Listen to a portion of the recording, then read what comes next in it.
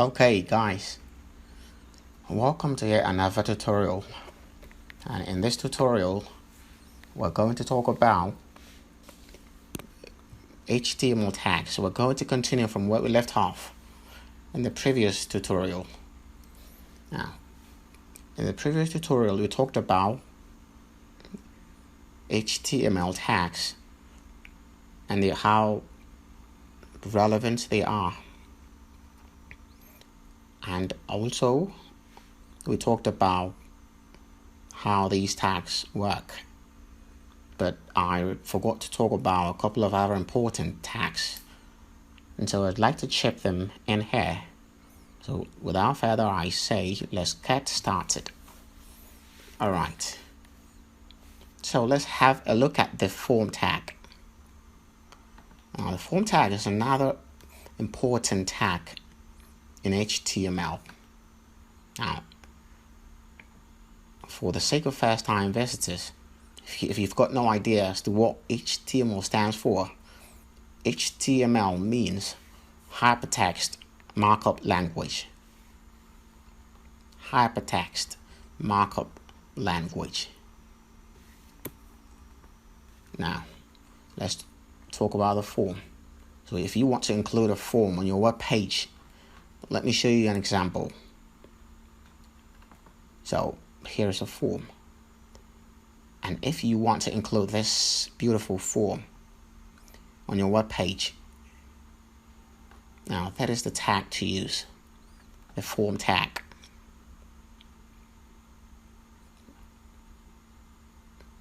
And let me also clarify this.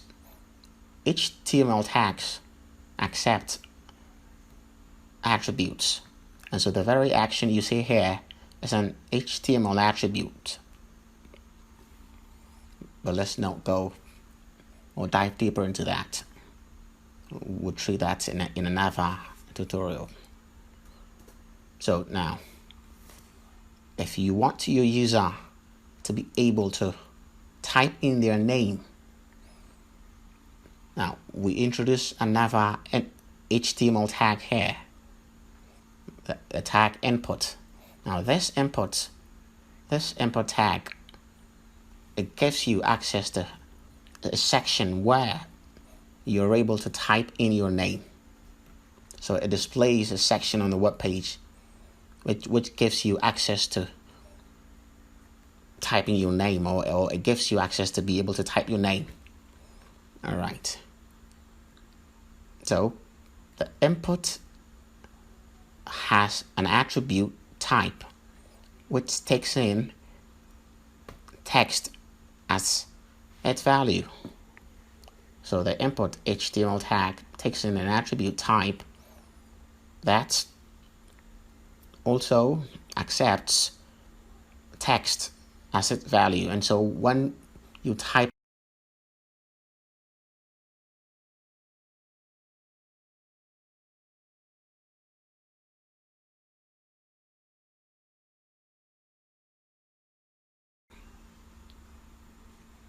let's have a look at password. So in HTML, or as a web developer, if you want to include a password inside of your web page that gives users access to be able to type in their password, you use the attribute password. Alright, you use the attribute type and pass in password as its value. Let me repeat myself again. If you want to include a password section on your web page that allows users to be able to type in their password, you introduce inputs inside of your form, alright, tag. This is an opening tag and a closing tag. So an opening form tag and a closing form tag. So include all these statements inside of the opening and a closing form tag. Alright.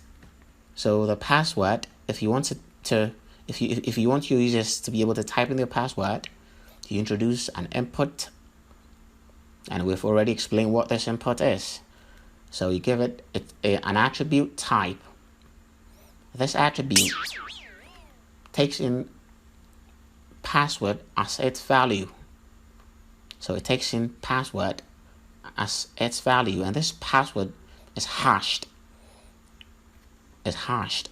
It means that nobody can get access to your password. Nobody can see what you type there.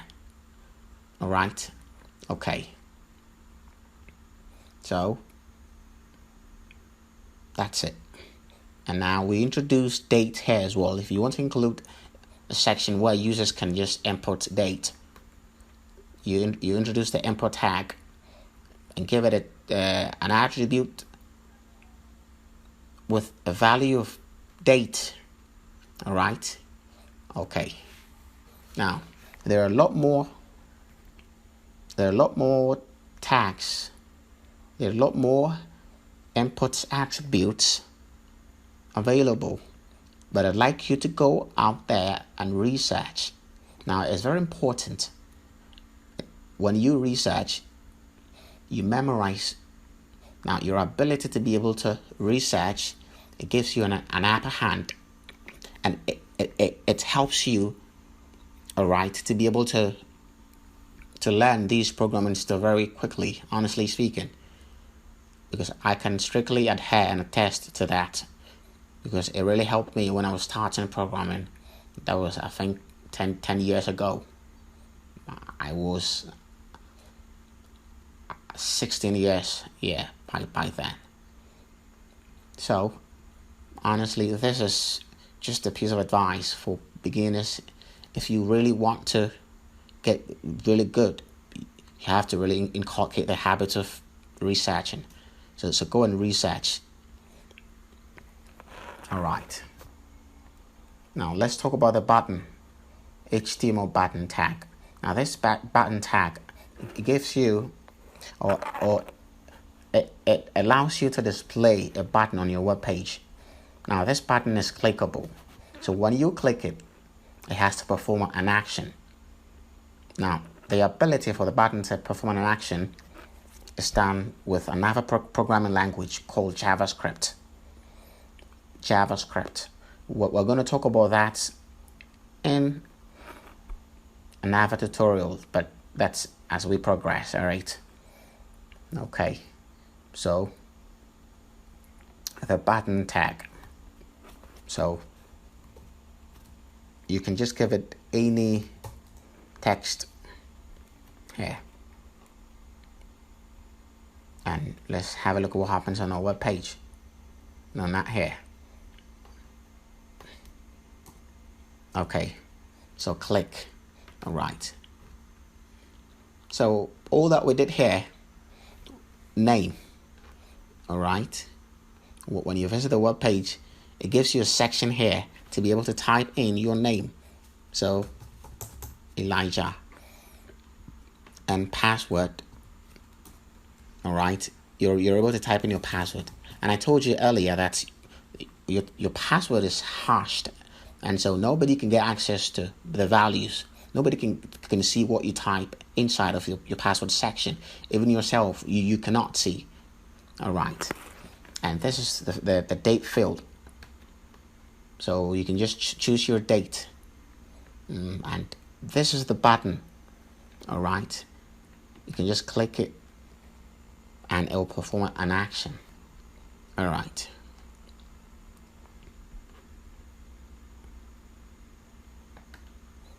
So, guys, this brings us to the end of this tutorial. Of course, if you guys want me to continue with a HTML tutorial, just